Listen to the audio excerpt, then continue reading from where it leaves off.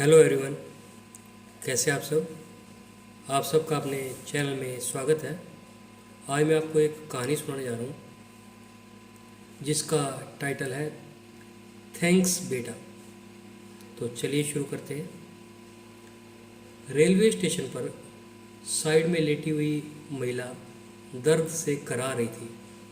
मुझे ऐसा प्रतीत हुआ कि उसे कोई भारी पीड़ा हो रही है। अन्य यात्रियों की भांति मैंने भी उसे नज़रअंदाज किया। मेरे साथ मेरा 8 वर्ष का बेटा अंश भी था। वह उस बुढ़िया के दर्द को दिल से महसूस करके उसकी ओर टकटकी लगाकर देख रहा था। पापा, ये बुढ़िया क्यों चिल्ला रही है? इसे क्या परेशानी है? अंश ने मुझसे पूछा। तब मैंने जवाब दिया, बेटा, इसे कहीं दर्द हो रहा होगा या फिर इसे कोई अन्य परेशानी होगी। पापा, गाड़ी को अभी 1 घंटा पड़ा है। अंश फिर बोला। मैंने हाँ में जवाब दिया। यह तो बहुत कमज़ोर हो गई है, बेचारी दर्द से कितना करा रही है। पापा, क्यों न हम इसे दवाई दिला दें? अंश ने जब मुझे कहा तो मैंने उसे समझाते हुए कहा, बेटा, हम इसे दवाई क्यों दिलाएं? हम तो इसे जानते तक नहीं, और देखो कितनी गंदी है। लगता है कई दिनों से नहाई भी नहीं।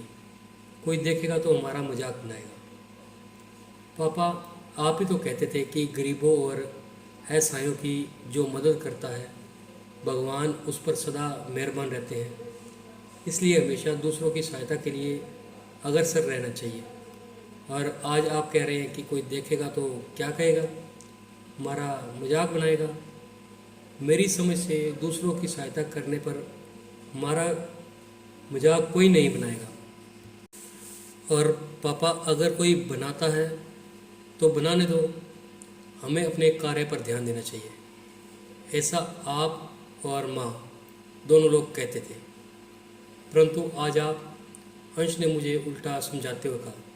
तब मैंने फिर उसे समझाकर बताया कि बेटा, वह नाटक कर रही है। इसे कहीं दर्द नहीं हो रहा। मैं ऐसी औरतों को भली भांति जानता हूँ। नहीं पापा, यह नाटक नहीं कर रही। मैं जाकर देखता हूँ।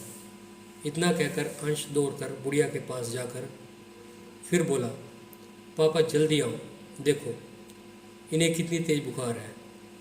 मैंने जानबूझकर उसके बुलाने की आवाज़ को अनसुना कर दिया, परंतु अंश के बार बार बुलाने पर मैं उसके पास गया और देखा कि बुढ़िया काफ़ी गंदी है और बुखार की तपन से करा रही है।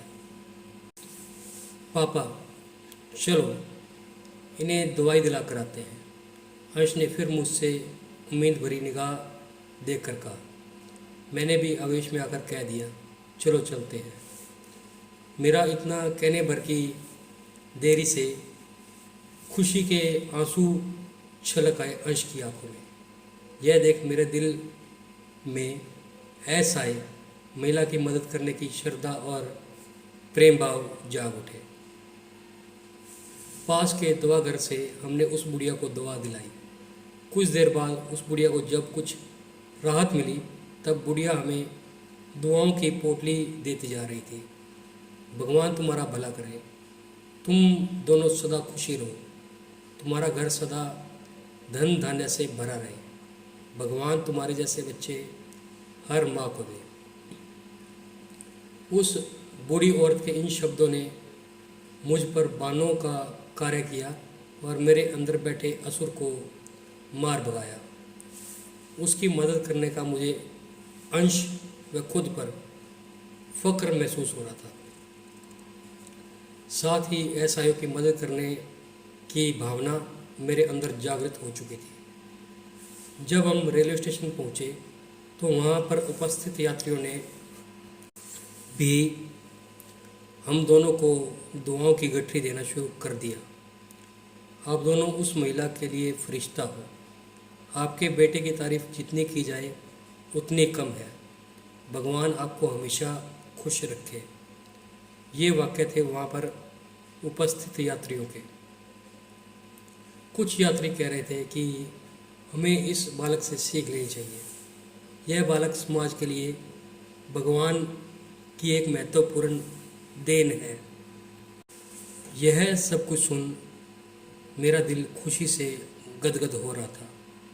आज मैं बहुत खुश था कि ऊपर वाले ने मुझे मेरे बेटे द्वारा व मेरे बेटे के रूप में कितना अनमोल तोहफा दिया, जिसकी मैंने कल्पना भी नहीं की थी। यह सोचते सोचते मैंने अपने बेटे को सीने से लगा लिया और कहा, थैंक्स बेटा।